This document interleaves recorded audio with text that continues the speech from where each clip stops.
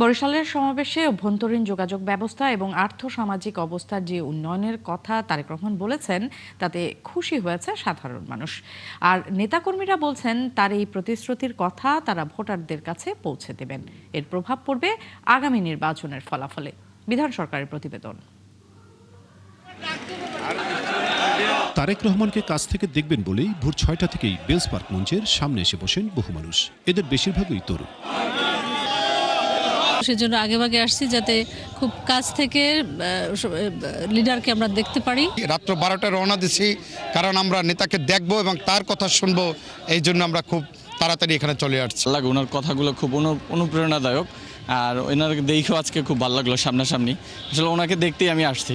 জনসভায় কেবল নেতাকর্মী বা সমর্থক নয়, যোগ দেন বহু সাধারণ ভোটার। তারাও বললেন, যাতায়াত, পাশাপাশি কৃষি, শিক্ষা এবং শিল্পক্ষেত্রে উন্নয়নের যে পরিকল্পনার কথা তারেক রহমান বলেছেন, তা বাস্তবায়িত হলে বরিশাল অঞ্চলের মানুষ অনেক এগিয়ে যাবে। খালকে আবার পুনর্খনন করে যাতে উৎপাদনকে বৃদ্ধি করা যায়, তার আমরা আসলে মূলত দাবি করি। দক্ষিণাঞ্চলে চিকিৎসা সেবাগুলো বৃদ্ধি করার জন্য আমাদের জোরালো দাবি থাকবে তার কাছে। ভোলা বরিশাল যে সেতুটা আমরা তার কাছে চাই। এদিকে তারেক রহমানের নির্বাচনী জনসভায় যোগ দিতে উপস্থিত হন দল থেকে মনোনয়ন পাওয়া সংসদ সদস্য প্রার্থীরা। তারা বলেন, চেয়ারপারসনের কাছ থেকে সরাসরি তার পরিকল্পনা জানতে পেরে উজ্জীবিত কর্মী সমর্থকরা। তার এই কথা তৃণমূলের মানুষের কাছে পৌঁছালে নির্বাচনী ফলাফলে ইতিবাচক প্রভাব পড়বে।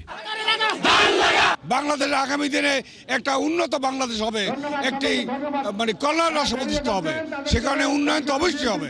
জনগণকে বলবো, এই আহ্বান জানিয়েছে ফ্যামিলি কার্ড, ফার্মার কার্ড, শান্তি সমৃদ্ধি, সন্ত্রাস মুক্ত বাংলাদেশ। খুব সকাল থেকেই বরিশালের আশেপাশের জেলা থেকে নৌপথে আসতে থাকে বহু মানুষ।